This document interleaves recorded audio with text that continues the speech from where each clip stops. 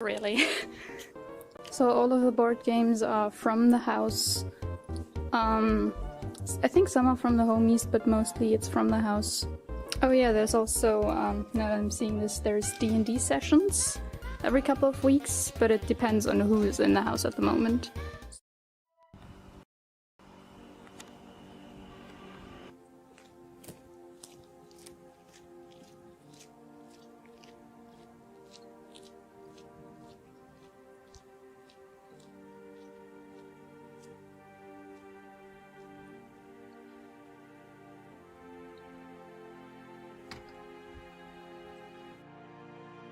So, it has taken me a while to make this video. Joseph and me are leaving Spelkollektivet, and we've been here for almost 2 years, so this is gonna be a big change in our lives. For over 2 months I've had the idea to make this video about what this place even is, because it might be the place that you need like, right now, and I want to tell you about it.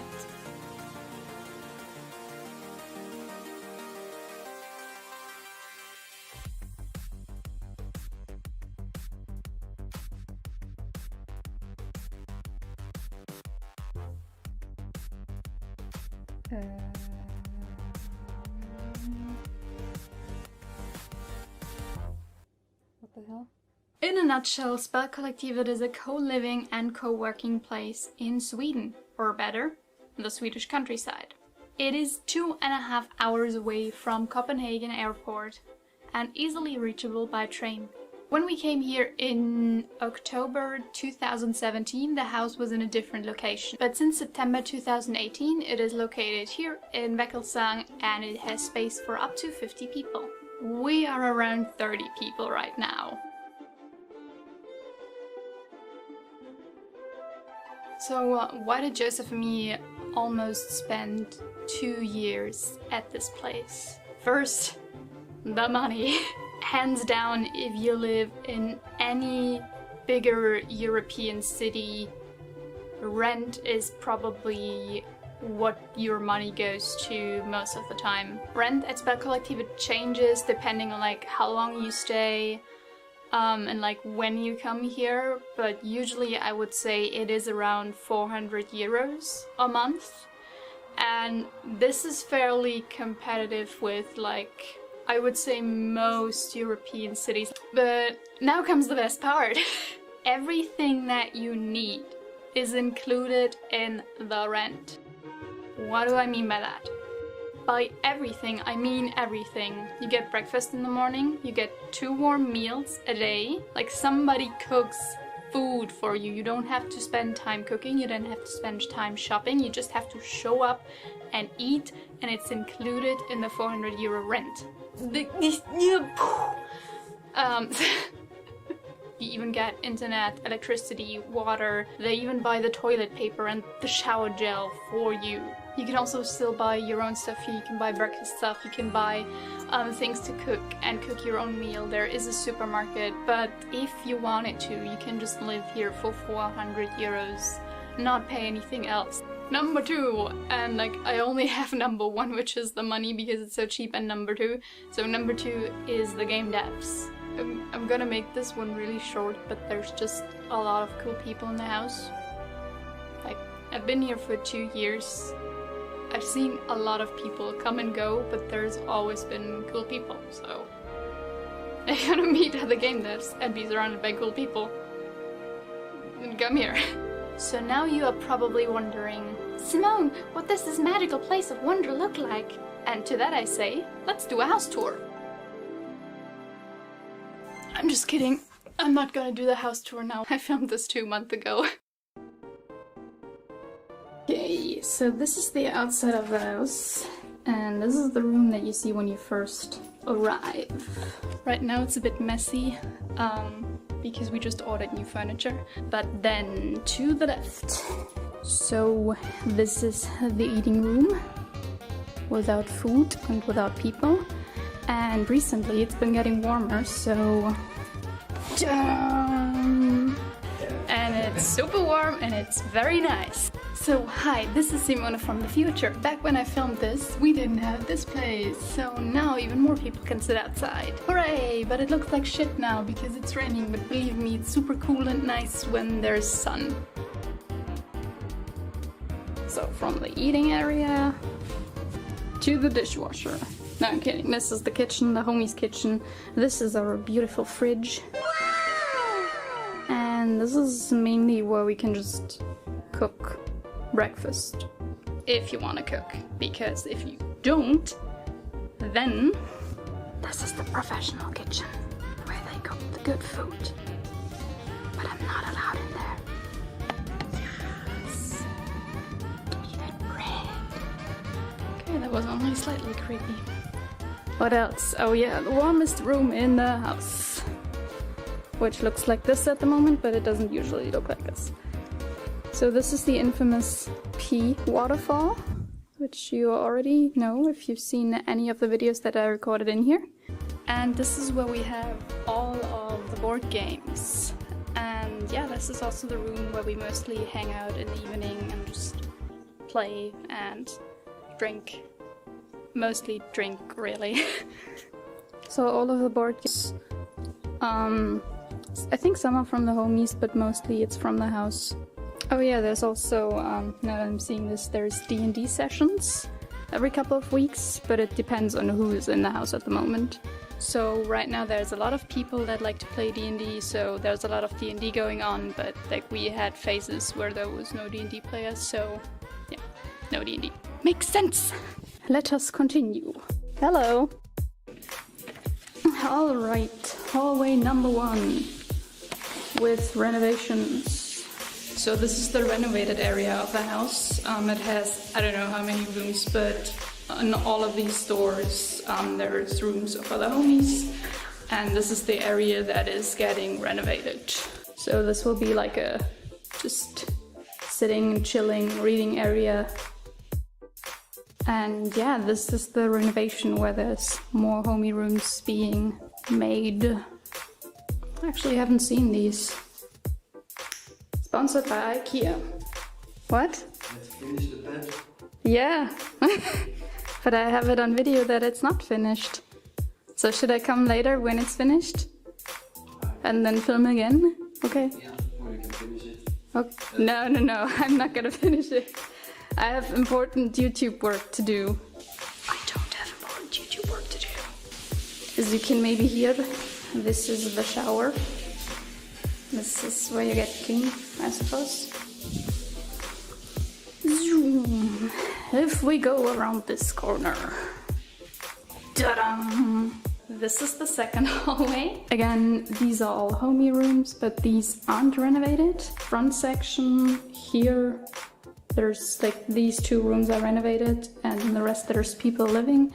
And I think in this nice and yellow back section there's only like 2 or 3 rooms here where people are living. Oh yeah, back there is like more rooms. And now we go down to the basement. Just keep working. Just be normal. Just act natural. You're doing a very good job. You don't show any of the trash. Oh yeah. Where is the trash? I just blur it out. There. Oh, no, So this is the trash.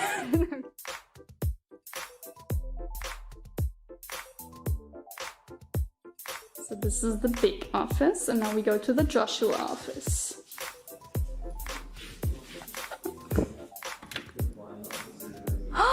It's not the Joshua office anymore. I used to work for a couple of weeks. So this is the It's empty.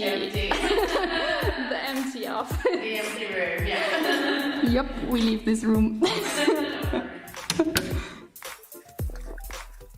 Ta-da! Oh, and this is the quiet office, now with improved sunlight blockage. Bye. This office you probably know the most because this is where I almost film every game jam ever. So another dark and scary corridor, and it leads into the Netflix room. So this is the room where we have all of the consoles, the big TV, all the sofas, basically for gaming and watching TV. Opposite from the Netflix room we have VR playing room and the VR, I guess, setup room. If we continue down this path... Hello! So this is the second Netflix room. Now we enter the area that is not really renovated as much. And in here we have like an esports room that exactly has room for like 5 people, but none of us use it. And I think there's kids from the town that use it. And opposed to that we have... Hello? So this is the gym. We sometimes use it. This is actually in use very often. Ping pong table and gym. Let's go.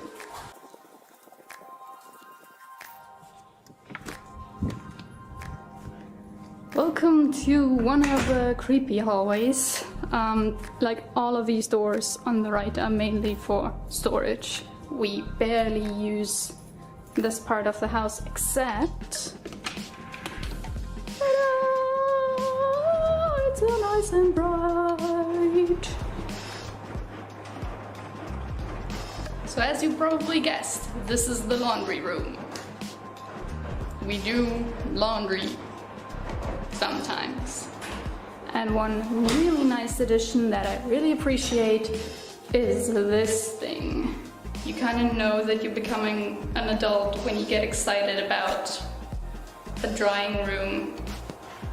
But anyway, this is where you can just hang up your stuff and it dries. And if you want it to dry faster, you can, that back there is a fan, you can just turn it on and then it dries really fast. And it's very exciting. This is Joseph and my laundry, by the way. This is the laundry baskets. Has it become apparent that I don't know how to film a house tour video? Oh, by the way, also, sponsored by IKEA. Nah, we're not sponsored. I wish we were. But if we go up here. Stairs, stairs, stairs, stairs. Oh, stairs, stairs, stairs. If we were to go up here, this is the first floor where more homies live, but I kind of just don't want to go because it's just more closed doors, so it's just not. Which brings us back to this. So yeah, that is basically the house. I think the only thing to do now is just to check if Rasmus has finished that bed. Have you finished the bed? Yeah. We just need to see if you assembled it or not.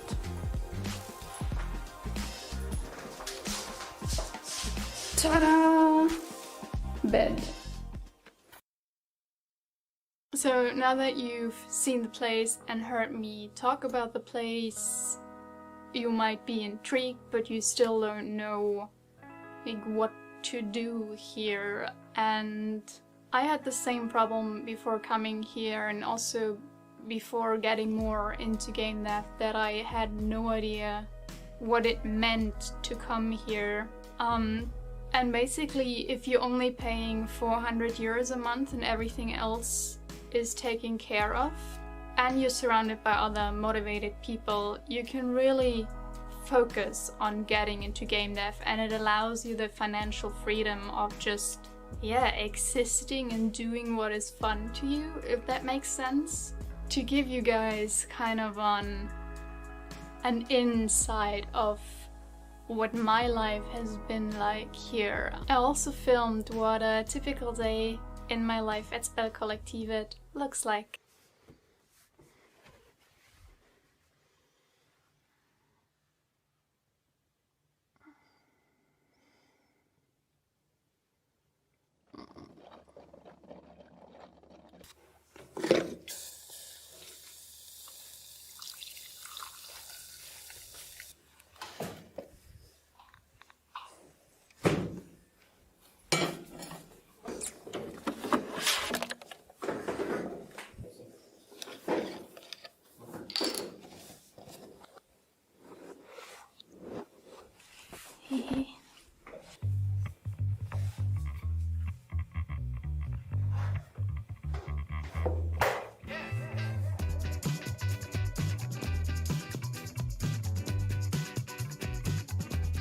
Usually I get up in the morning around 7 or 8 and then head down to the office to spend some time alone.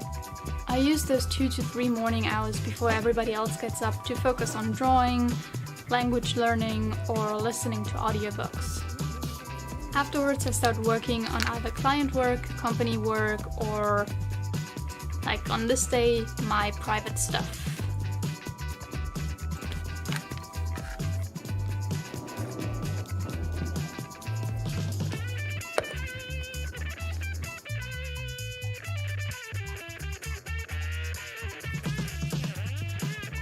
So yeah, that's mainly the mornings. And food.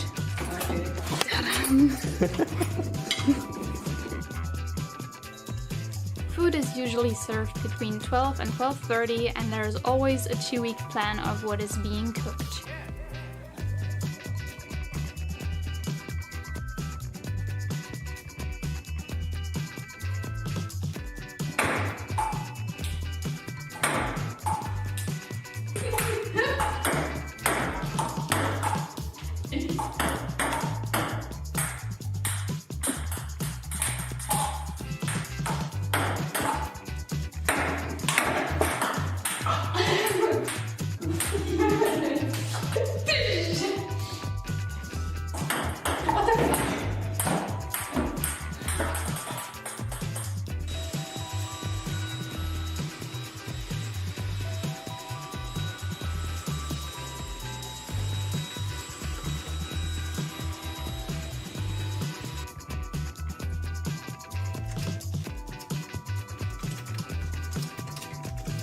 Wow, isn't this super exciting?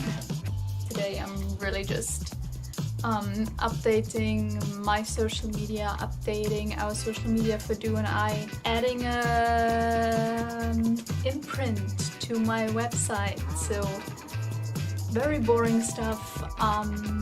Even if I were to work on client work, I would just like sit here and draw instead of writing text and formatting text, but this is basically what the afternoons look like.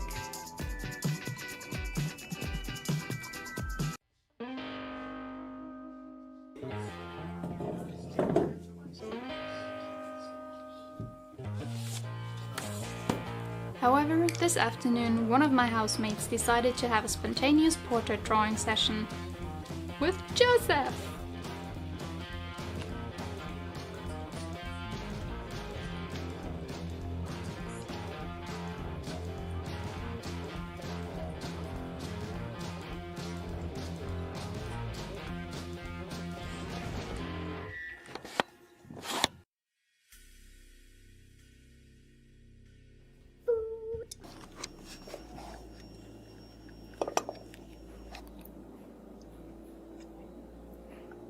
So we also sometimes spend the evenings just playing video games, playing board games, or just watching Netflix together. There's usually always somebody that wants to watch something, so you're in good company. Good night. And that is pretty much my day. But then again, there's also days where we don't work at all.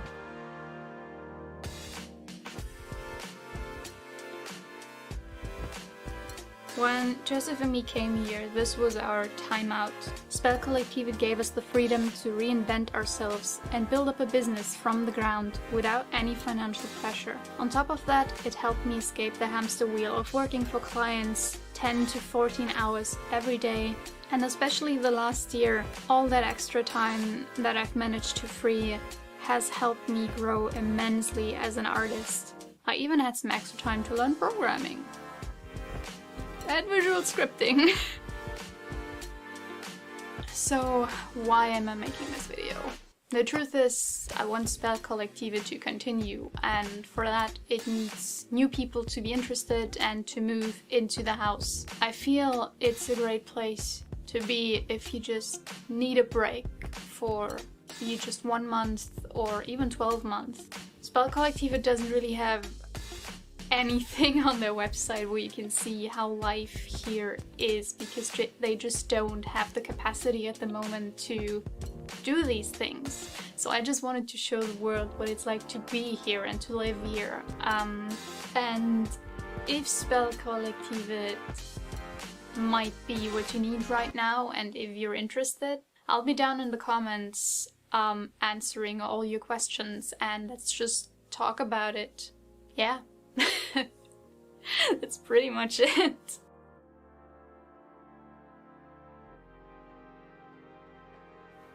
Mitzi, no. You know I can't let you in.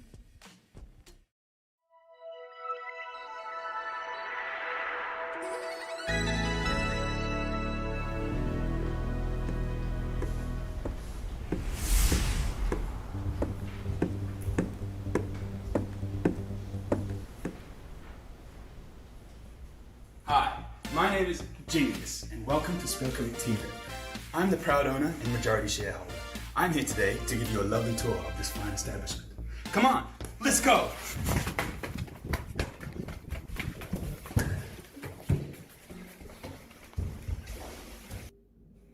This is the North Wing, one of 3 residential areas here.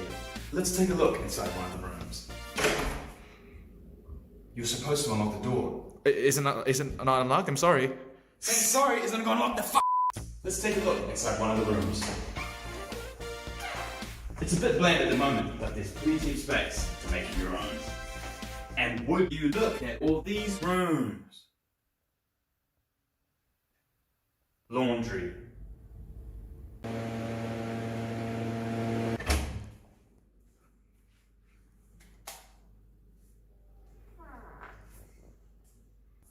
Outside, there's plenty of luscious, spacious grounds, nearby forests, and even a fire pit.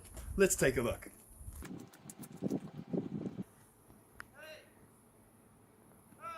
That's great, but come on back. There's more house to see.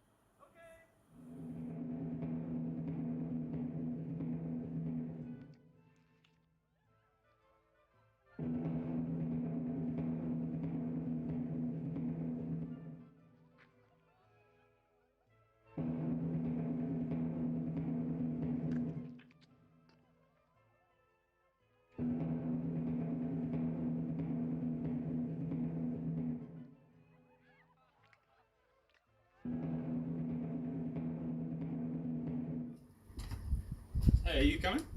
Oh, yeah, sure. Let's go.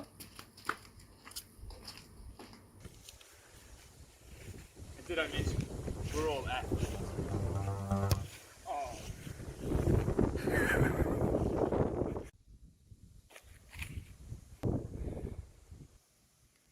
These balls. I forgot about that.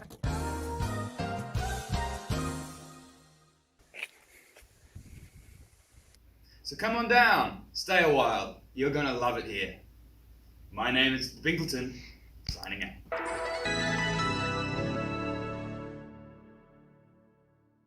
So, what do you think? Pretty good, huh? You're fired!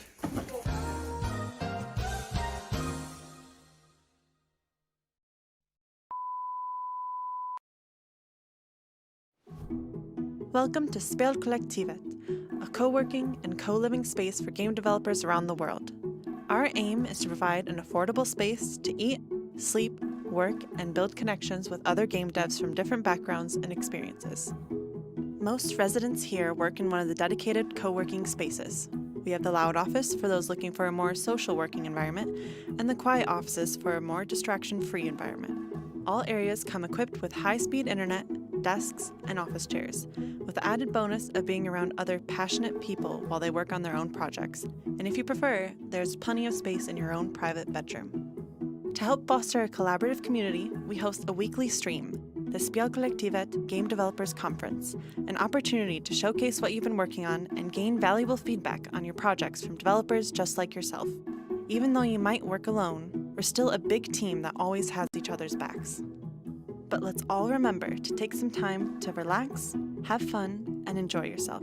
Spelkollektivet encourages a healthy balance of work and play with a number of dedicated spaces for games, board games, movies, and outside activities to participate with your fellow game devs. Speaking of game devs, let's talk to some.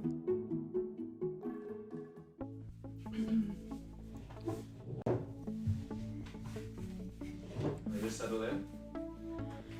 All right. Hi. Hello. Hello. Hello. Yeah, hi, I'm Matej Jan. Hello, I'm Marijke. I am Megan McCurdy. I'm Adam. I'm Anneke. I'm Michal. I'm Jovi. I am Belinda. I am Fio. I'm a composer from New Zealand. I'm from Germany and I'm a solo game developer. I'm from the Philippines and I'm an artist that works in the game industry. I am an indie game developer. I'm helping her with her stuff. Also, I help in the house. I'm from Czech Republic and I'm the developer of Lords and Villains. I'm from Germany and I'm an art director / UI UX designer for Hotel Magnate. I come from Slovenia and I am a pixel artist and game developer. I came here to focus on the development of my game and have more free time and be around the community of indie game developers to get some support from my peers. I was already working alone on my projects and I just wanted to be part of a community and be part of a group of people that have similar interests. I felt a little bit stagnant back at home. I wasn't getting anywhere or meeting a lot of people in the industry, so I just took the plunge. We both thought about, hey, let's make a trip just where we can do programming. At this time we didn't know that Spelkollektivet existed, and it was a really nice coincidence that we found this place and could just work on software. I wanted to experience what life was like living abroad. The idea of living together with other passionate game developers was really interesting to me. I miss how my life was working from an office when I had a normal game development job, but I still want to work on my game, and so being here is the best of both worlds. I can work on my game and be in an office with other game developers, and it's even better because we also live together and it's really nice to have like-minded people around you. I came here because a friend of mine, Anneke, she went here before and she told me about this place and was like, "You're sure this is real? Are they not selling you organs or something?" Like, no, it's real. It's really awesome. And then I decided, damn, I'm gonna come here. It's gonna be fucking awesome. And it is. One of the most surprising to me was how good the food is. And it has great variety, so we have normal and vegetarian options. And I actually became vegetarian while being here because I was thinking about it already before, but I'm too lazy to prepare it, and here somebody does it for you, and it's... The community is amazing. Here are so many people with totally different experiences and you can learn from every single one of them something special. The people, I think. I wasn't expecting to make so many great friendships here, and along with working with those friends, it's been really cool. I like a lot of things and it's very hard for me to pick one that would stand out the most. I think above everything it would be the people that I'm surrounded with, because I think they are very like-minded and very accepting and supportive, so I feel like home here, and that's what I like the most about this place. For more information, check out our website for the latest prices and details, or join us on Discord where you can ask more questions from us directly.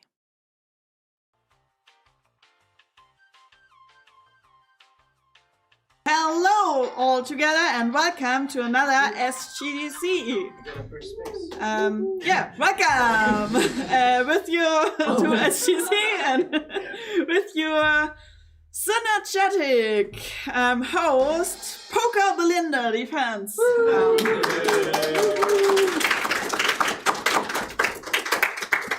Okay, so we are now all here together from Spelkollektivet to present to you in the world and to other people in the house what we have worked on the last week or the last few weeks. And we have a lot of different presentations today, so I'm really looking forward to that one. And we will just go in the order they reacted or they are there. So the first one will be Jonathan to present. I was like, thank God, because I was probably the last one to... Yeah, so show your stuff. I messed it up. I'm sorry. It's been a while. Yes. I only hosted one time, so. Oh, well then.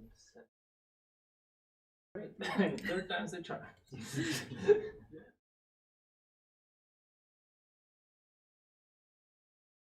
Okay, so you present Untitled Stealth Game. Yay! Okay.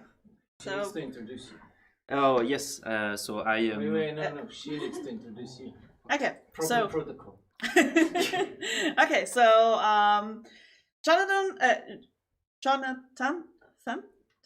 Jonathan will now present us his Untitled Stealth Game. So yeah, give it up for Jonathan. So totally original title, yes.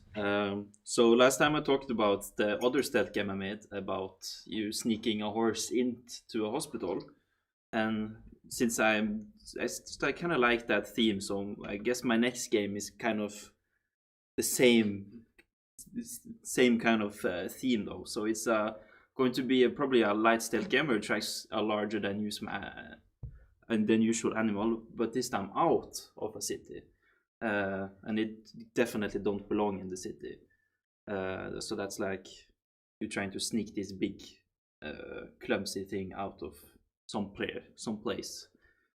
So I'm trying to like experiment with AI and like wonky scenarios and interactions. So like I want to like explore how AI can like, that's like my thing, to make interesting AI, I guess you can say.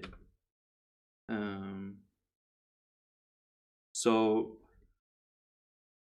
like I want it to be like a companion, so it's like you and you have your like big animal that you try to sneak out. So that's like your companion. I don't know what it is yet, but I thought this slug thing was cute. I found it on Pinterest, so I like, okay, I'm probably something like that, like a big clumsy animal that you try to take care of, or not get caught. So like my progress for the last week was trying to like figure out the guards, find out like a cool or fancy way to handle interaction. So the way it's set up now is that I have like a guard, which is this guy over here. He has like a scan thing, and he scans for anything that goes in the vision cone. And now it's like I have like a script that's like a point of interest. So this purple thing has a point of interest, and when it's inside this, it will like, he will know it's there. And then I have a way to sort if it's high priority or low priority. So if there's like a trash can over here, he will definitely think the purple thing is more interesting than the trash can, like trying to sort out things. And what's the next thing? Yeah. So, but also I want the guard and AI to like interact with everything they can see, kind of like the player, so the guard can interact with what the player can interact, so like a systemic thing. So now I have like a generic interaction thing attached to the point of interest. So like if it's the player, then the guard will chase, but if it's like a default thing, then I can set up custom interaction events or something. So like if there's a bomb, I was like, oh shit, what's this? If it's a trash can, oh, we're gonna interact with this, and then kind of like so stuff like that. So depending on what I put into the like the point of interest thing, then they will go to like different states. So like here's the player thing, so then it will like go to a chase state, and if there's the default, then they will go to like an investigate state. So this is like my makeshift Unity animator behavioral tree. So there's like when he's alert, when he spots the player, he will go to chase it, and if he's close, he will then attack and then go back. And if there's the bomb thing, then he will like go to investigate it. It's like I'm still experimenting. So yes, I guess what's next, I'm figuring this stuff out as I go, because I don't really know what I'm making. I just know I want a cute animal and some AI. That's like the game in my head right now. So I guess I'm going to explore more interaction, ways to like interact with the guards and companion. And then of course, what is the game about? What's the gameplay? I don't know what's the gameplay is yet. So like the quick ideas I had was like the big cute animal thing where like change size based on how scared it is. So like if it gets really scared by a dog, then it'll get super huge, and it's like, oh shit, now everyone can see the big huge animal and stuff like that. Or maybe it will get more weight, you have to scare it to open doors or some kind of stuff like that. And then of course when it's big, what's gonna happen? What's the guard gonna do? Maybe they want to catch it, like lasso thing, and you have to release it, or you have to try to hide the animal when it's obviously not hidden, or basically stuff like that. So then I have a quick prototype of, I try to be quick, of what I have currently.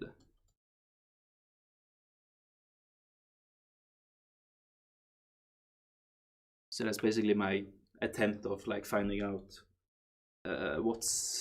how is this going to work, if it's working. Okay, it's definitely not working. But as you see, those are guards, and they will like see these kind of things differently. So this is like high priority.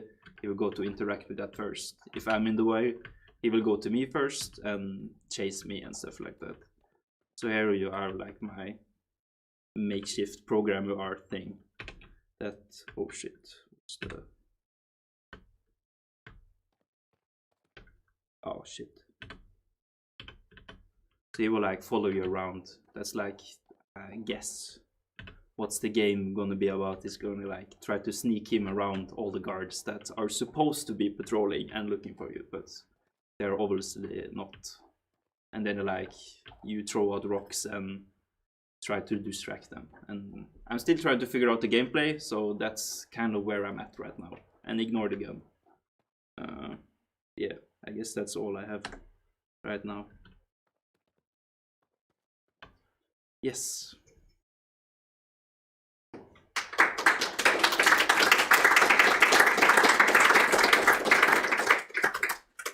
Supposed to say Questions? yes. Question from the chat. Given your interest in, will you be taking part in the I'll look it up at least, but I wouldn't. Yeah, I haven't heard about it, so maybe. What's your game reference? I guess you can say I kind of want the same feeling as Untitled Goose Game. Not like it's the same gameplay, but like you're left with the same feeling of like fun and wonky interactions. So like the interaction you do in Untitled Goose Game is like kind of the same interaction I want in this game. So I'm not going to like, I'm going to try to make it different in some way. And then my previously game, of course, which has a lot of inspiration from. So yes. Any more questions? If not, I'm gonna lock up. Yes. Do I have a volunteer? One who can play a game? Is there anyone here who can play a game? I can volunteer. Okay.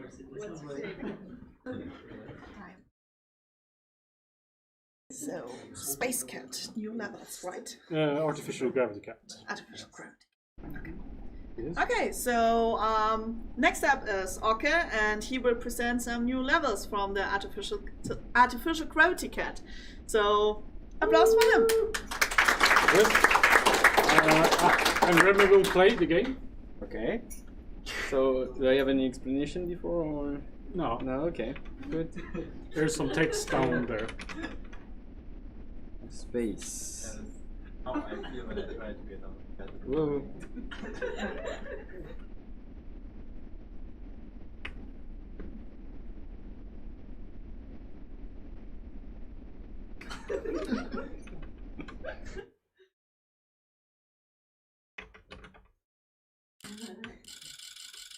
Ooh.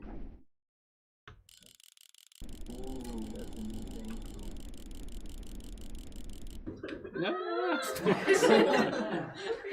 It was on purpose. Totally. Yeah. Look at that speed run. Yeah.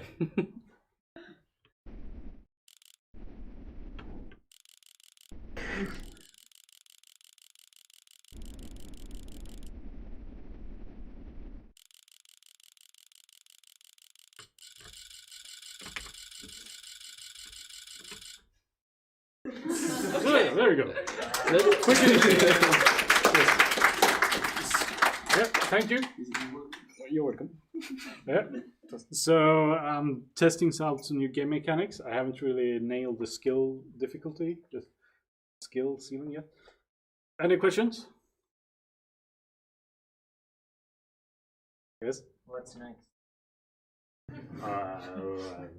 You feel free to come with ideas. Yes. Are you going to have more cats? I prefer one cat. Black holes. Black what? Black holes. Black holes. Time travel.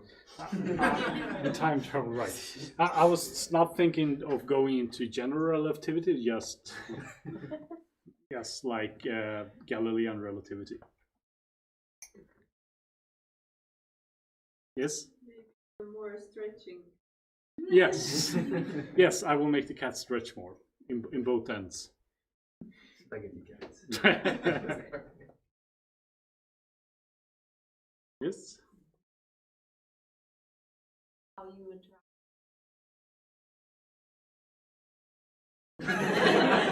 Yeah, as Remy, sure. Can you help me implement that? Yeah, sure. I don't know. Deal. Anyway, and I'll say time travel for another game, I think. Thanks.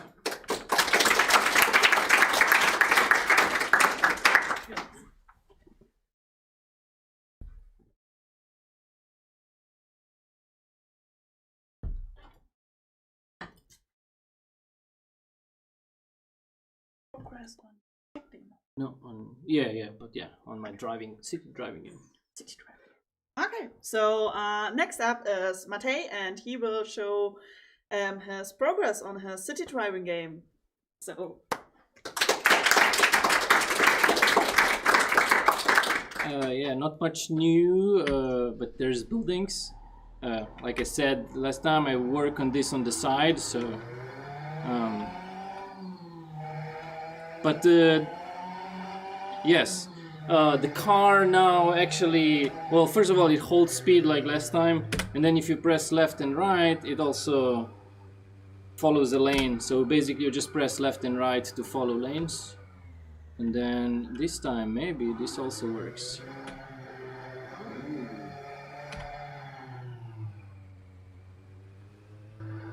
Let's drive it around the block a bit.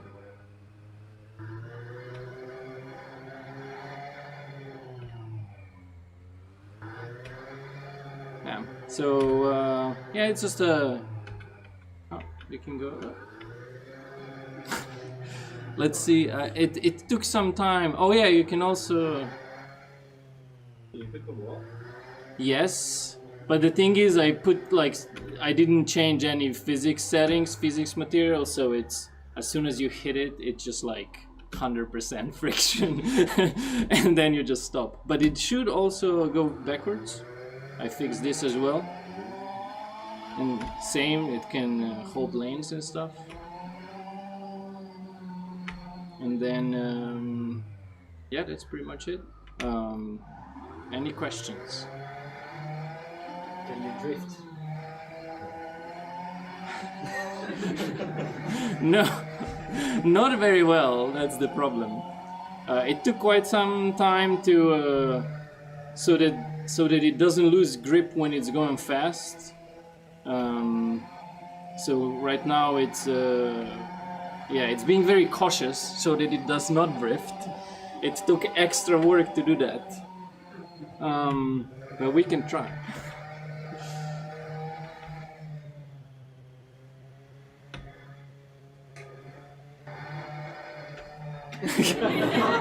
There you go. Yeah. Any other? How do you create the engine sound? The engine sound, I went on a YouTube video of this car when somebody was doing an engine check. So it was so he was revving it at around 3000 RPM pretty consistently for like 10 seconds. So I just took that part of the YouTube video and looped it in Audition, and then I just used the pitch thingy. Did you have a question? What's next? Next is I need to make it so that you can do U-turns. I would love to figure out how to make it drift, because the original game was quite fun that you could... Well, in the original game you can drive 150 and make a corner. 150 miles per hour, so like at 220 you can... but yeah, here you can't. You have to be pretty much like a grandma and slow down and then you go in. And even that one is like... So... I would like to make it a little bit more arcadey, but I don't know if it's gonna be possible. But yeah, other than that, I think this might... Oh yeah, it's other traffic, other cars that will drive around. That's next. All right, thank you very much.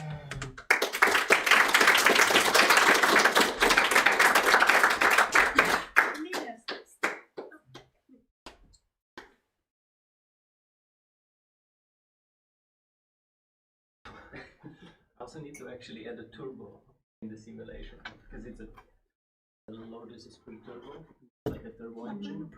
100%. It's a secret. I'm just showing what I have been working on.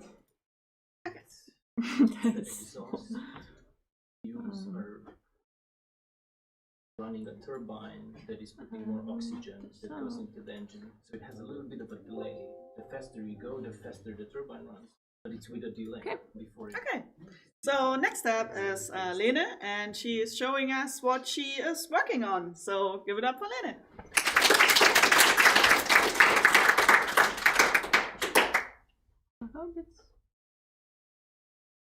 You need more sound? Hi. I can. So, people are nice and interested in what I do. They often ask me, Lene, what are you working on? Or how is the project going that you mentioned before? And my answer usually goes something like this. I am not really working on a certain project anymore. Kind of am between game ideas and I do. Am I really working on something or are these game idea I had was working on the roller coasters, Okay, so I actually prepared to answer this question now. What am I working on? I am working on Death and Taxes a bit. Sometimes making some graphics for events, some community management here and there, taking part of some virtual cons as well. Your game is still selling great and getting closer and closer to 100,000 copies sold across all platforms very soon. I am working to spread information, whether it is people coming for advice or making talks and interviews. I am also working on myself. I go to therapy, do different arts and crafty hobbies, and am on a strict diet of 1,200 calories a day. Yay! This is my main goal right now, to be happier and healthier I have ever been. As a quite intense hobby, I'm also still building parks in Planet Coaster. For example, I made this Japanese restaurant with a giant fish on top. And it got second place in a contest advance bracket. Yay! For a movie-themed contest, I am now building a Pixar Soul-inspired roller coaster. And yes, I am still working on some game ideas. Now, I'm sorry, Melancholy is put on hold currently. The crafting game idea I showed you a long time ago is also in the very slow pre-production phase. Even if nobody else is doing anything currently, then our awesome concept artist is pretty willingly making all of these amazing looking concepts for it. And we will most probably continue on the projects later sometime. I just love all the concepts and I don't want them to go to waste. But I will now pitch you the newest idea that I'm working on. Battle of the Bands, deck building game with high customization, goofball characters, or make your own. and music genres from pop to rock, from jazz to heavy metal. Whatever you like, make a band and take over the world. Think Slay the Spire meets Scott Pilgrim aesthetics and add a bit of the story of that one episode from Rick and Morty. I don't know what it will be called in the end, but the current idea is the best band in the world. Coming to your computers sometime, I hope. If anybody got inspired about that game idea and would like to join the team making this game, come and talk to Lena 1.0 and she will answer some questions now. I will return to the void. Thank you and bye.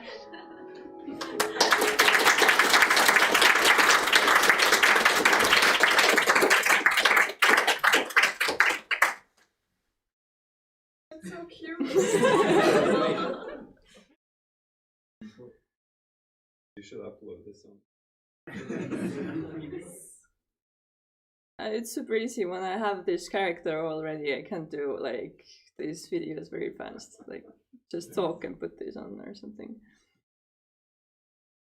Totally see you airdrop this to people who ask you what you're up to. This was my idea, yeah. In real life? Yes,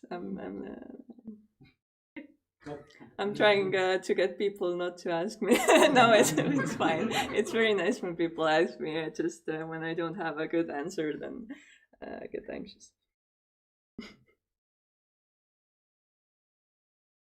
It's good to give responsibilities to Lena 2.0. I'm going to do that more, maybe. Okay, thank you.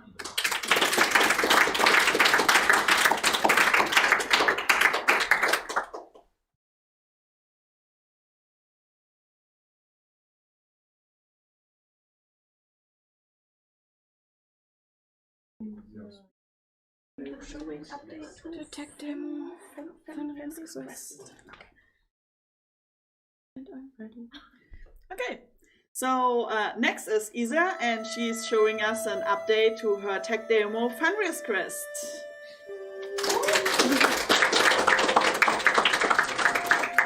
Hey, I made a huge update. Well, for those who don't know what that is, I'm doing a roguelite game with pixel art style with a character customizer, and I have to do that every time when I'm presenting here. So sorry for those who are knowing that already. So I have 9 different worlds that I can choose. Last week I drew, or each world will have an intro picture with pixel art style, and last week I drew this one here. This will be for the Svartalfheim world, for the that's the world of the dwarves. I made a Blender model before, and based on that Blender model, on that Blender scene, I created this pixel art picture. Oops. But the first world I'm working on at the moment is Alfheim. Therefore I created this picture this week, and I'm very happy about it because I'm still a beginner in pixel art, and well, I think that's just wonderful. Yeah. So this is how the level looks like at the moment. It's pretty basic. It's a procedural dungeon generator, and it creates a dungeon procedurally from scratch. So it took a lot of time for me to implement everything like I wanted it to be, but I'm still not happy with some parts. I can loot chests now. Last time that didn't work. Well, I can get damage on these thorns, but I can also destroy them. So for the next to get to the next level, I have to open the portal, and therefore I have to kill the enemies. Why do I have? Okay. And I can collect gems. That's the currency here. And you see that the gameplay is really in the early stage at the moment. But okay, it's really different than to my computer. Pretty funny. Because the area is not that huge, normally. I just want to go to the next level. Okay, something's wrong here. Of course, it's not on my computer. So the portal is opened. I don't know why the the thing doesn't work here. So I'm in the next level, and it's also procedurally generated, and it's like the other before. Only that the portal is open now from the beginning. And well, at the moment it's a never-ending story going through that level. The next steps will be implementing more variations in the level. I have no idea at the moment how I am going to do that, but well, I will see. I'm still a beginner with that procedural generation stuff, but that's how my game looks so far. Yeah, any questions? Yes? I also don't know yet, because I don't know how to make the other parts invisible. I have an idea. If that works, I will do that, I guess. That the rooms will be visible when I reach the room. It's in my planning, but I don't know yet how I can do that exactly. Okay, next level. Okay, any other questions? Yeah. What's your approach for this procedural generation? It's based on a tutorial from YouTube, but that were only the base, how to create a floor and the walls, but not how to create the floor that the tiles are fitting to each other and all that, and that was really hard work to do that without experience. Yes, so that's how the procedural generation comes from.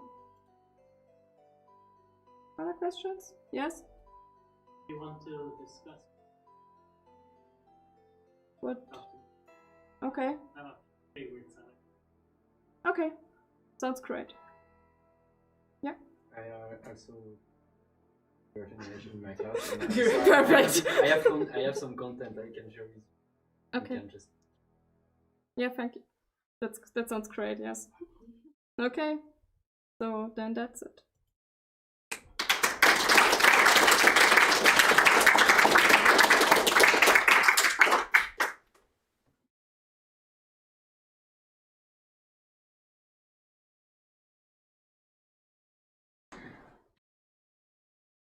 You could do something like a procedural generation What are you workshop.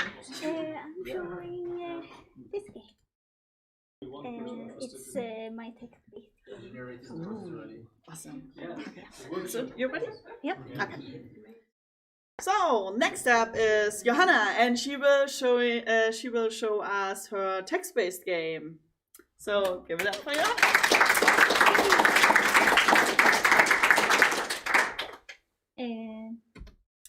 Yeah, it's well. Last time I showed this game, it was finished too, but now I've made a title screen.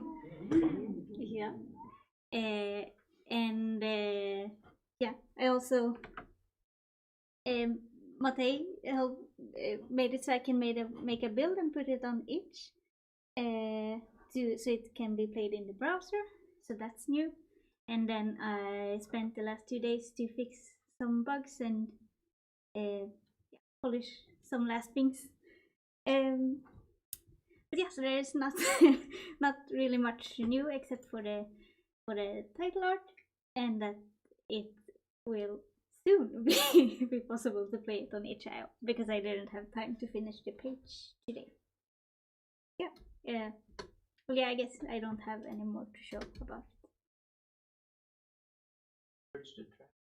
Yeah. Well, you always could. It was just difficult to figure out. Yeah, I've been working on making one puzzle because I had 3 people test the game and everyone had problem with the same puzzle, so I made that a bit better. I worked on spacing out the text so it's easier to read it and to give a few more hints about what to do, and also you can also see the instructions again if you write help. Oh, that's still not working correct.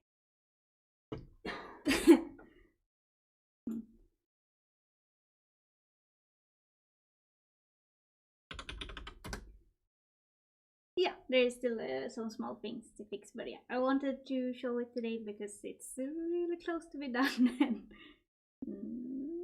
yeah, I guess that's all I have to say about it. If anyone has a question, What tool do you use? I've been just programming in Visual Studio and programming. I've been displaying it in the console, but then Matei have made, I don't know what it's called, but so I can build it for the web. But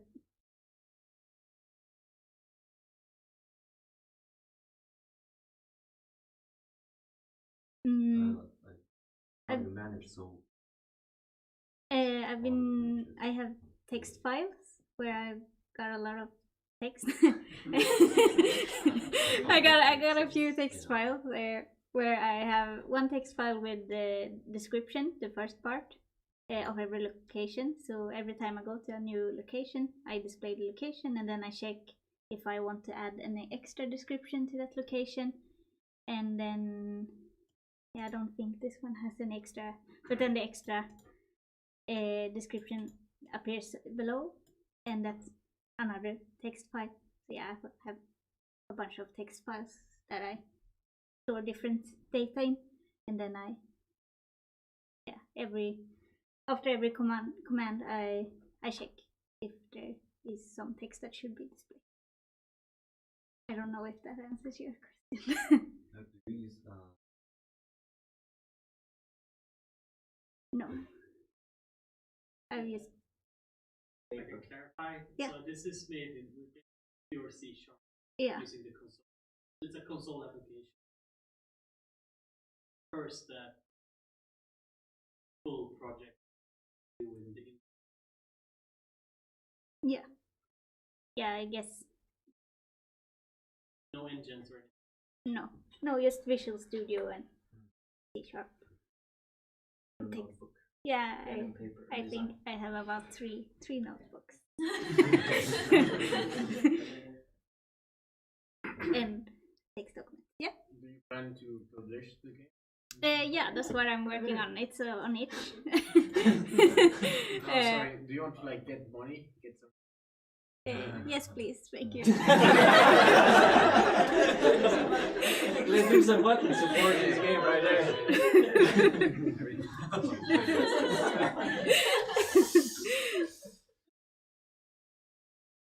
Yeah. Yeah, thank you. Oh, yeah. Will you translate the game in other? Well, I could do Swedish. Otherwise, someone else would have to do it for me. Yeah, Google Translate APIs. Yeah, it will be perfect. Then it will be a way more difficult puzzle again, maybe.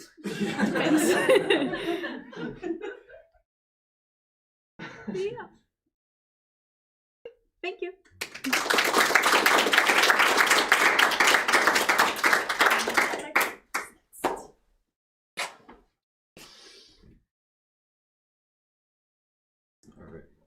What are you presenting? I'm presenting another game that just basically can you explain yourself? Yeah, it's, Okay. yeah. You're presenting another game. No.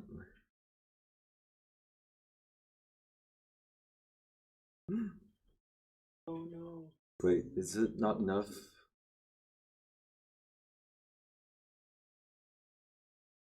Okay, let me. Okay, then. You can go to the Yeah, I'm gonna go back and change the like. Okay. Yeah. Who's the next person? Sasha. I was just gonna say. Or Sasha can go.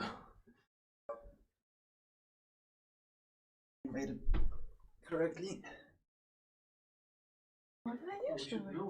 Oh yeah. Hello. I will present the story world building progress.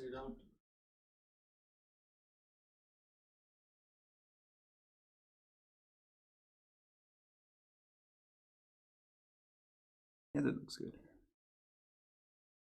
Yeah. Okay. So next up is Sasha, and he will present the story world building process for the game we are working on together. So yeah, give it up for Sasha. Hello, and welcome to the second part of Since I Leave Soon. This time I'm going to talk a bit about our project from Belinda and me that's called God Slayers. And it's a very narrative heavy game, and we are almost done getting like the base of the narrative fixed. And I kind of want to talk a bit about how my process or how our process was on getting to something like a plot with characters and a world behind it. So we started with just a pile of ideas. We were sitting in a room next to each other and we were just trash talking.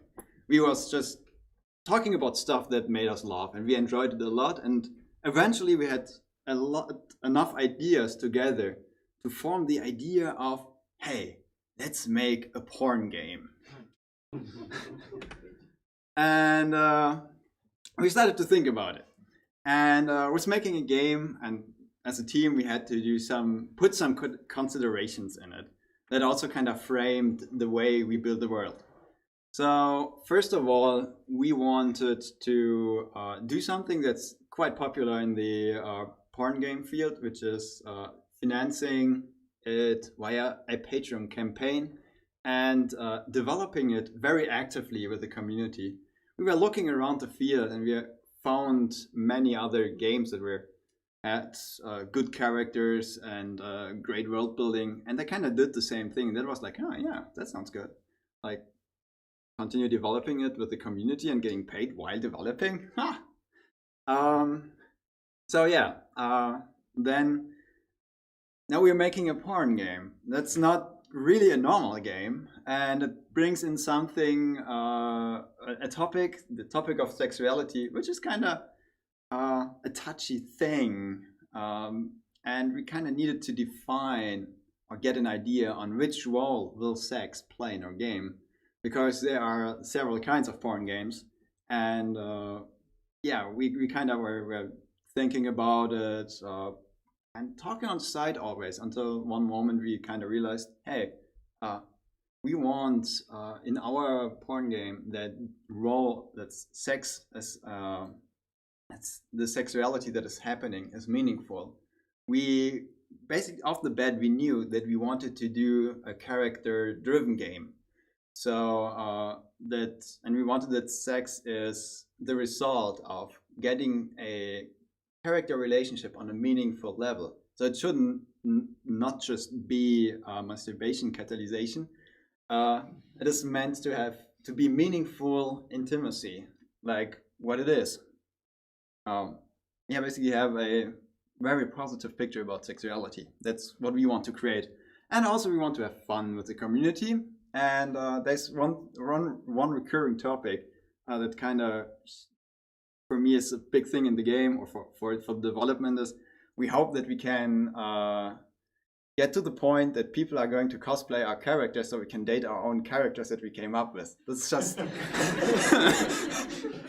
like I would love this, something like this. And we also know what would be the biggest compliment to our game, which would be a person that comes for the boobs and stays for the story, for the games and the characters. If we reach this, we are going to drink a lot of sparkling wine that day, because this will be like a huge achievement for us if people like see our game like that. So we had this pile of stuff, of ideas, and how to start basically from nothing, how to start building a world from nothing. And we were daydreaming.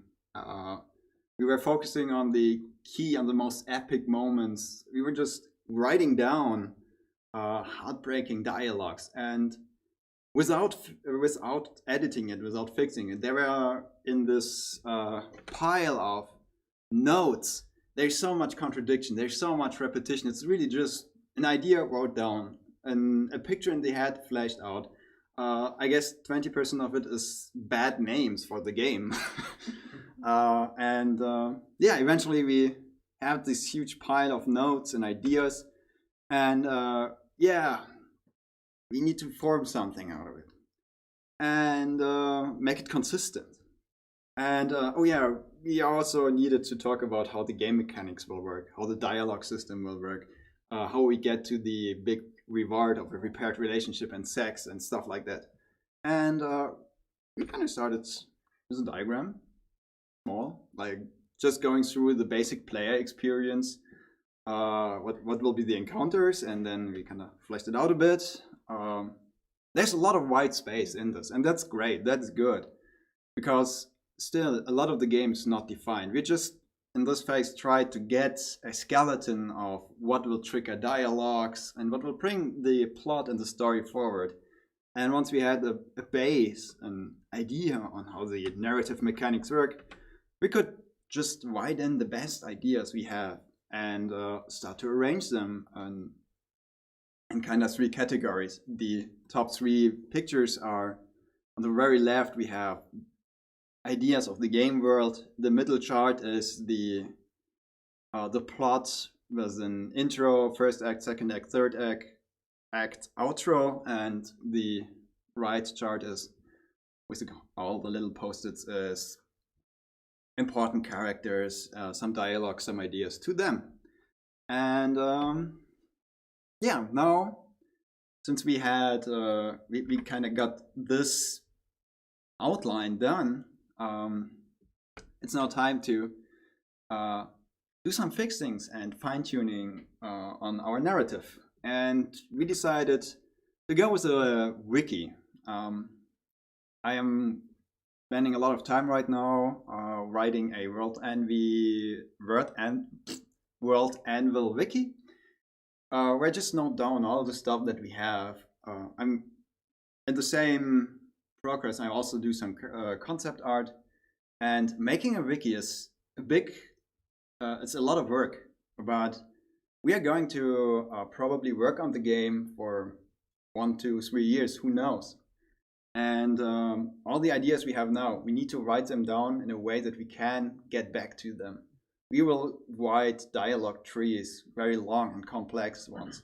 And if we start to forget how the first characters were, we risk creating inconsistencies. So with the wiki, and especially with our tool that we are needing, where we can also add a lot of hidden information, we can just secure the structure for the narrative in our game, and maybe hopefully be able to avoid breaking the consistency of the plot and keep the player immersed and still be able to build very complex communication trees. And our next steps is more content and concept art for the wiki. And while we're doing that and working on this, we will also start to prepare mock-ups and prepare our Patreon. And when we launch our Patreon, there will be a party here and wherever I am, and whoever we can get into it somewhere. How? And also what we are going to do is we have a lot of mechanical questions still open, especially for the core game mechanics. We are going to build prototypes, and we want to start the Patreon earlier, before we have the prototypes finished, so we can get the community on board and let them test the prototype, so we can kind of find out like, hey, what's kind of what do you like most? What's the mechanic that suits a narrative-driven porn game the best? Because I honestly have no clue. We can just try around, and that's what we will do.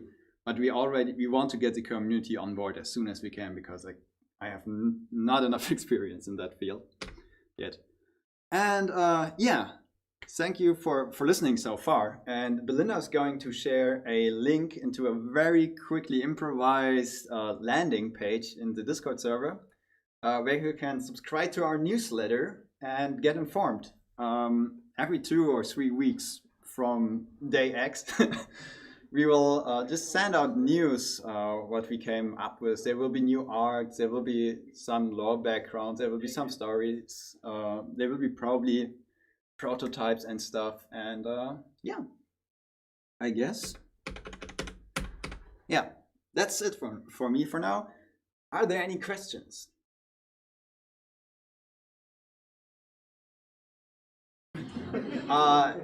Yes, if you want, we can meet. Because I cannot just answer this in a short. But yeah. Yeah. Why is it called newsletter and not newsletter?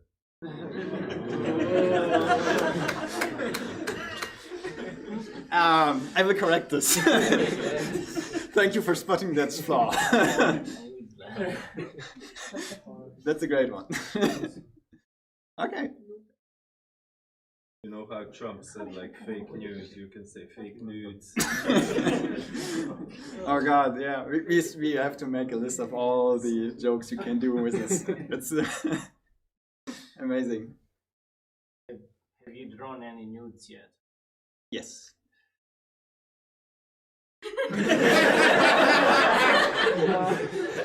I'll subscribe to the newsletter.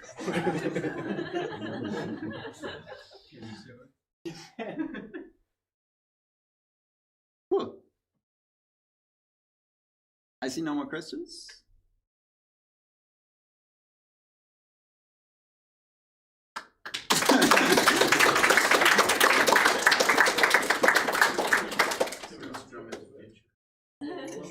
Michael, take two. It's really quiet now.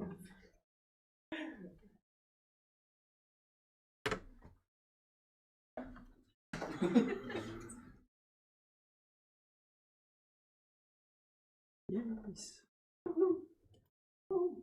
Game you are working on, right? It's not the game I'm working on. It's more like about the study, what I'm doing. Like it's more about playtesting.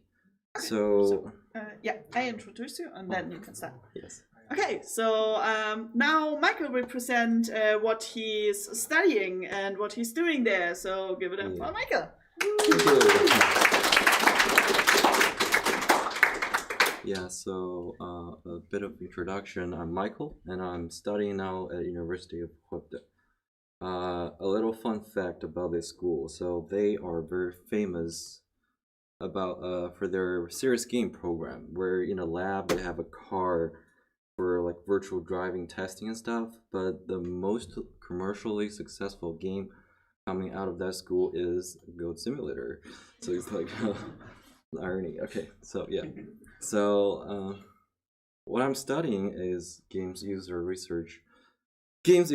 research and user experience, or GUX or GUX. So it's a very mouthful word, and what it means is pretty easy. It actually means playtesting. This picture is taken in 2017 when I was in Busan for an event, so they were playing some other game.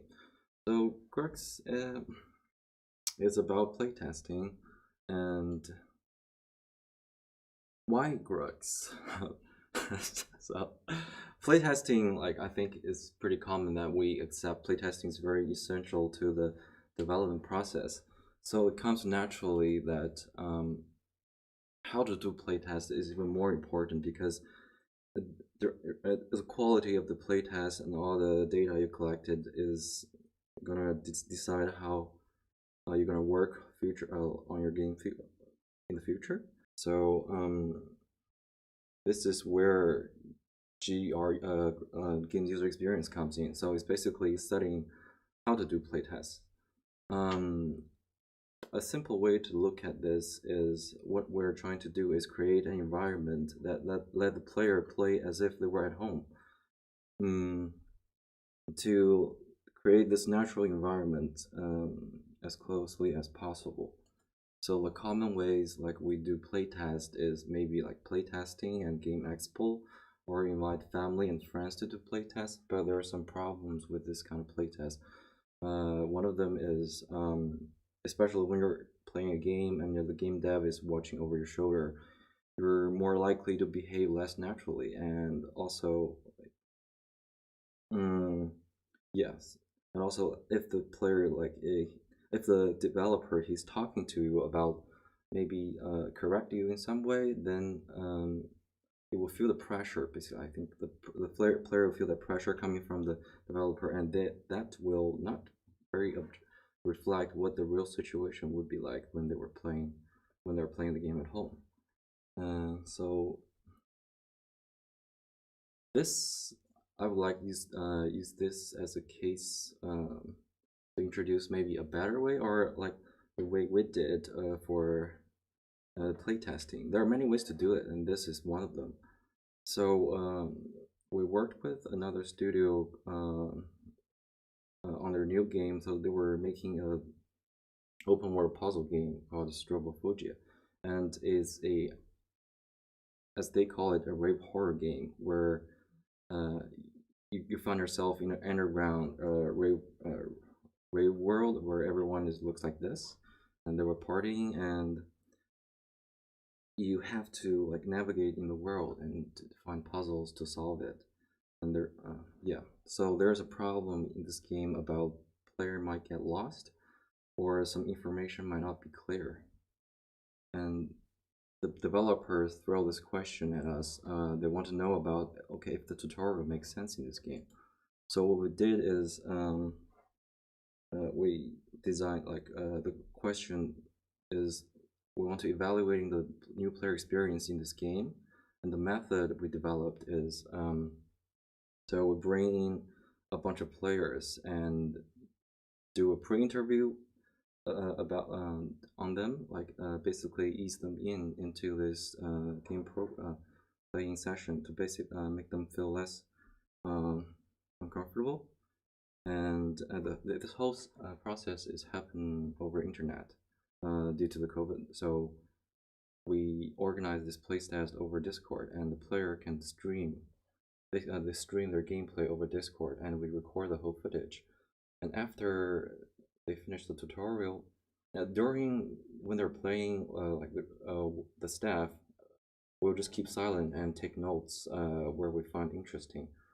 And after the play session, we let the player watch their own footage again, and they're encouraged to comment on any part of it if they find confusing or anything like that. And at the same time, we will also ask questions that we observed in the when watching them play. So to ask about their understandings about mechanics or things like that, or anywhere that gets stuck.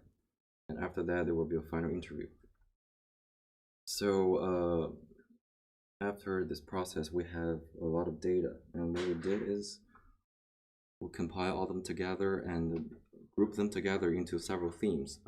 Some are about these data are pixelized because of the confidentiality. So some about the level design, and some about the specific mechanics in the game. So so there are several patterns emerge from all the data we collected, and after that we compile them together and come up with a list of high severity issues, and then we'll report it back to the game devs.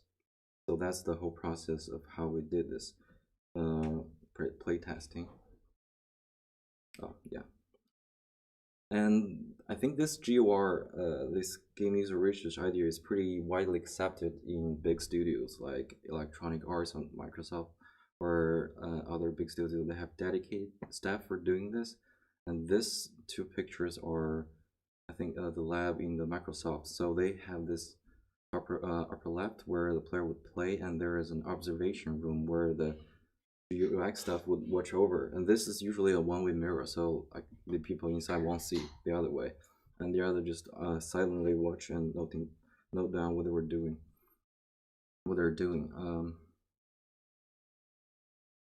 Yeah. So, yes, but everything sounds good, but like I get the impression that, are we trying to tell the developers how you should make your own game? Of course, that is no.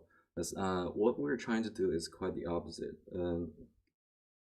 So we're not, through this kind of game user research, we're not trying to change your vision about this game, but those things that stop the player from access your vision, that the things maybe the wonky controls or something is unclear in the game, those kind of usability issues that stops the player from having the best experience. So that's what we're trying to solve. The problem what we're trying to solve.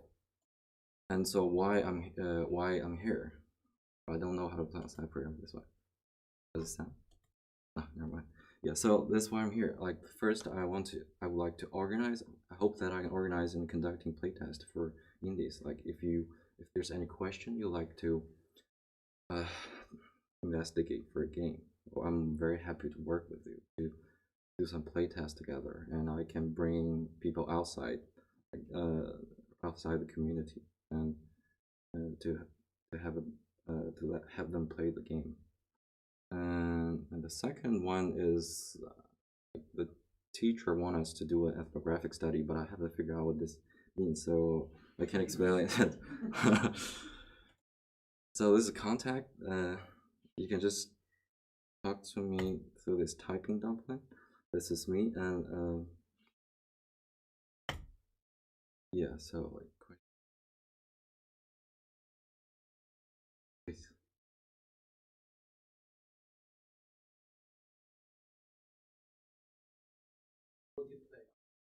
What? How is it? Wait, can multiple people. May I ask when was the last time you saw that game? This was So- last October. Yeah. So like I think they did a beta last October, but I think it was all along a single player game. October. Okay. Like we worked with them last year, October, and the time we jumped in, it was a single player game. But I'm not sure. Maybe in the very beginning it was a multiplayer game, but it was a single player game, yeah. And they released maybe 2 or 3 months after the beta. Please.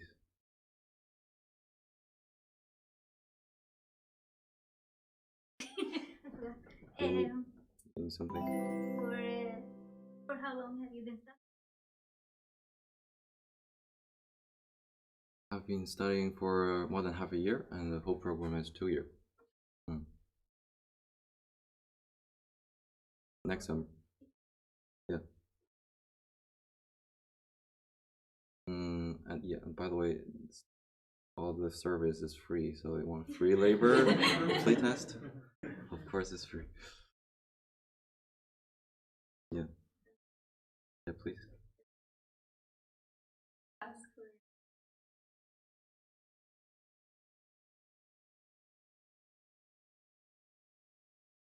Oh, ethical question.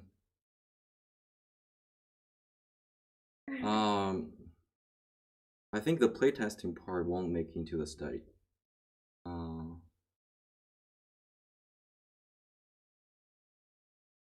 But like if I'm doing playtest for you, all kind of data and process, I'm not thinking about doing a research on that. It's more like what I need to hand in for this class is this ethnographic study. This one is not related to playtest, but if I'm gonna use your data for some research purpose, I'll definitely ask for your permission 100% first. Yeah. So there will be no. Don't worry about the privacy issue.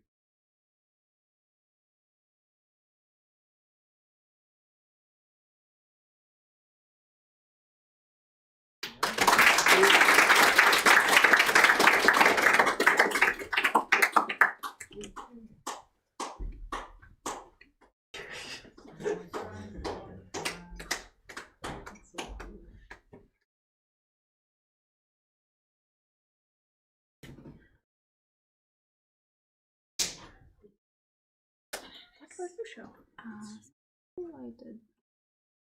Okay, awesome.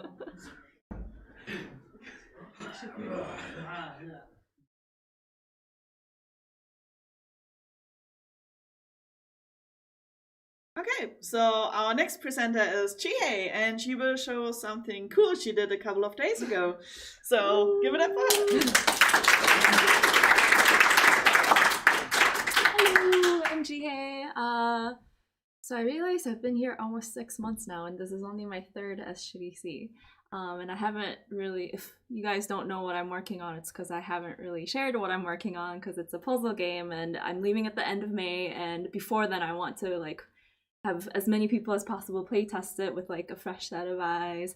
And I will probably enlist Michael's help now that I know what he studies. But a couple of days ago, I did something small that's kind of cool. And I thought, okay, this won't give away too much and I can talk about it a little bit. So I thought I'd present. And in my game, there is an island. And this island can be in many different shapes for reasons you will find out when you playtest my game. And on this island, there is a cloud. But this cloud can also be in different places. And so the problem I was trying to solve is, okay, given this scenario, I want to create some sort of water on the island based on where the cloud is positioned, keeping in mind that it can be in multiple positions and the island can be in multiple shapes. So how can I do this? So I took raycast from the cloud, and so the blue line shows from the cloud pointing down, and then the magenta shows the triangle on the mesh that it's hitting. And then I took the first vertex of the triangle, which is shown by the yellow line. And then based on that, I check the 6 vertices that are surrounding that vertex and go with the lowest one if it's lower than the starting point. And then I continue that down until it hits either water level or it doesn't find a vertex that's lower than the last one. And so it resulted in something that looks kind of like this.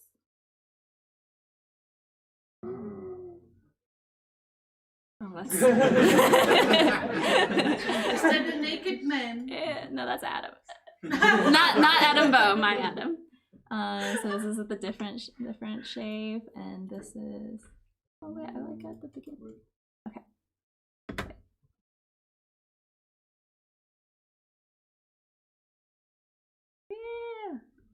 Yeah. So I guess the reason, okay, I guess the next part would be to figure out like when it doesn't get to sea level, how I can figure out this space and fill it with a lake instead of like a river kind of thing, and to make this more like river looking. But I was just kind of excited about this because usually when I'm stuck on a problem, I find someone else solving it a certain way and try to like copy that solution. But in this case, I couldn't find anything, so it's a solution.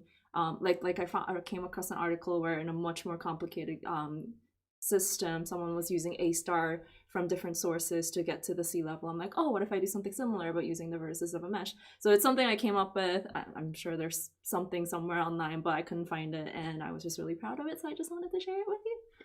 And with that, any questions?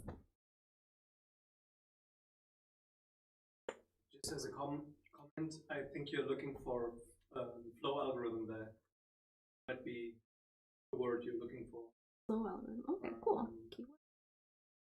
Yeah, I guess a lot of things that I came across were just really complicated, and I just have the island mesh is like just 100 vertices. So I was like, oh, do I want to get into like really complicated stuff just to make a river? But I'll look into that to see if maybe it's a simpler solution. Yes.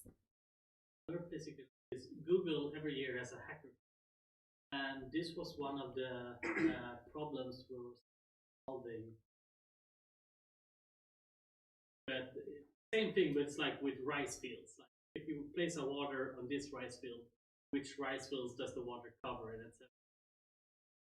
If you go through that, you will find that some elite ways of solving these type of puzzles.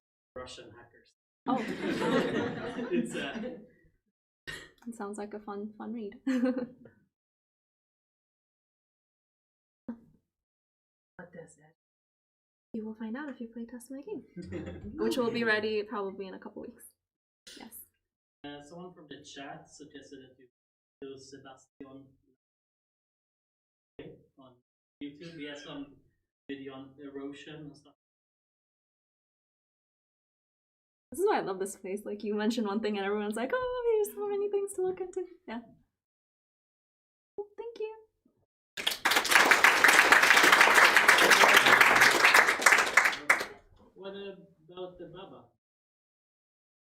And before I go,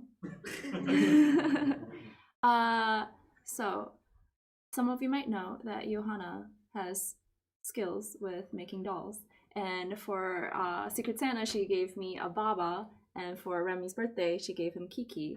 And then Remy mentioned he had this dream, this vision of having a live Baba is You puzzle, and we decided to make that dream become reality.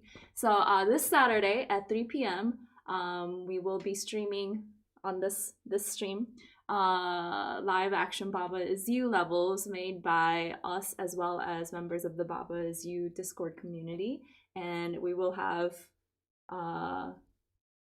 IKEA shelves and rocks and other objects, and you as the audience will vote to make the moves and try to solve the levels. So please tune in this Saturday at 3 p.m. To check that out. Yeah.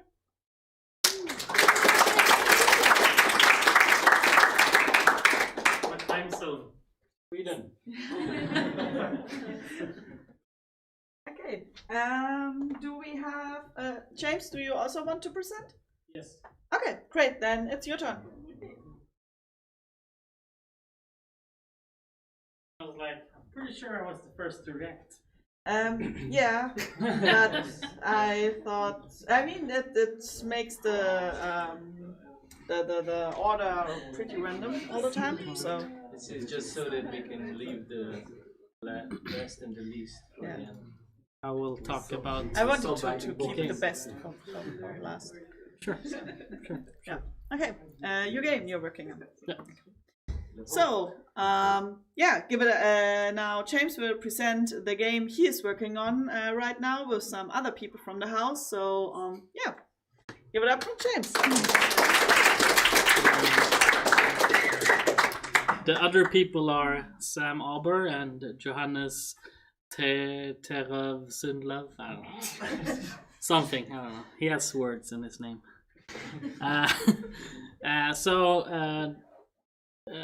We've just concluded more or less, or this week we will conclude our first sprint, and so far we're on track at least. Yeah, not falling behind on the first sprint.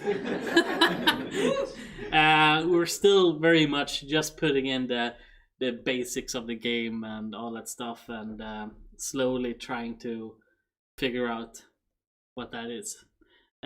So what I wanted to show today is the work Sam has been doing. He's been putting in the colonists and making it so that they can perform simple actions.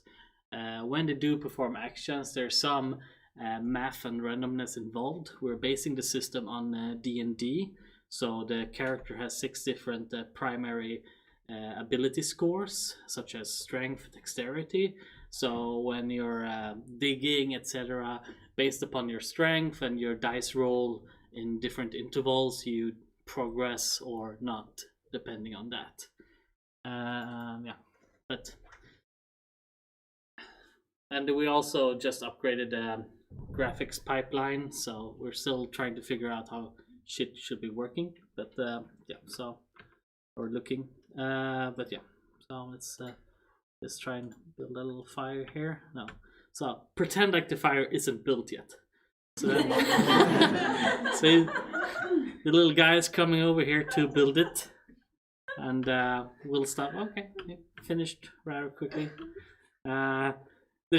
So the flattening of the walls only works in one direction so far, because it's still a test. So let's see if it's this direction. In such case, we should, yeah, it's digging in the ground, but we should see something changing in the wall in such case. Otherwise, we'll just try a different wall. Doesn't seem to be happening much.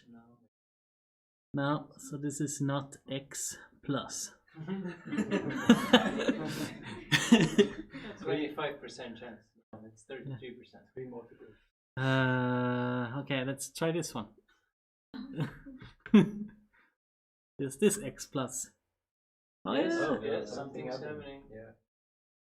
What? Yeah, it's flattening. It's progressing slowly.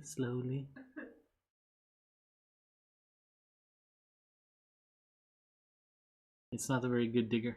No. All right. Yeah. But yeah, so and then yeah. But yeah, well, that's basically it. We haven't really. Johannes has done a lot of stuff as well, but we haven't had time to implement it yet, so it still looks like that. He's a cucumber guy.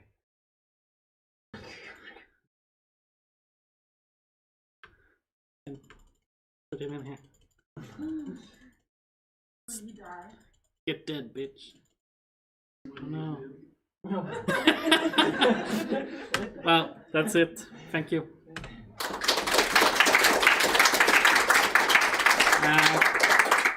Questions? Yes.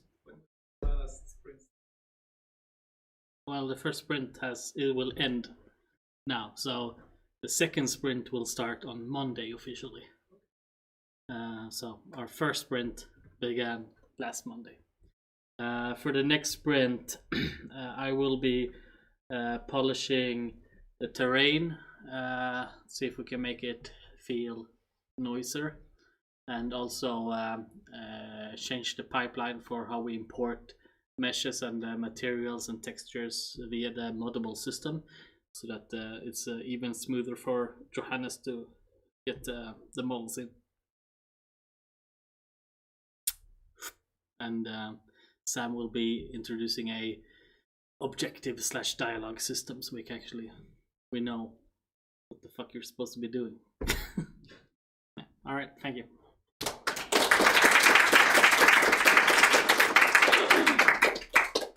Johannes, I think we're done now, so you should be coming over here. Yeah, but for offline. Yeah. You shouldn't do an outro, or Melinda should do an outro. Okay. Is there any secret I want on stream presenter? Okay. So, yeah, that was it. A lot of really nice and great presentations. We will now have some more presentations here offline. And if you want to see the offline presentations also, you need to join the house. So, yeah, I think that thing with the bikes for our Patreon is still a thing, right? So yeah, little advertisement. We have a Patreon page, and you can support the house and all these lovely game developers here. And for that, you can go. I think the link will be posted in the chat. Click on it, and if you are one of the top Patreons, you can name one of our bikes. And yeah, that could be funny, I guess. And yeah, that's it. See you next week, the same time, and have a nice evening.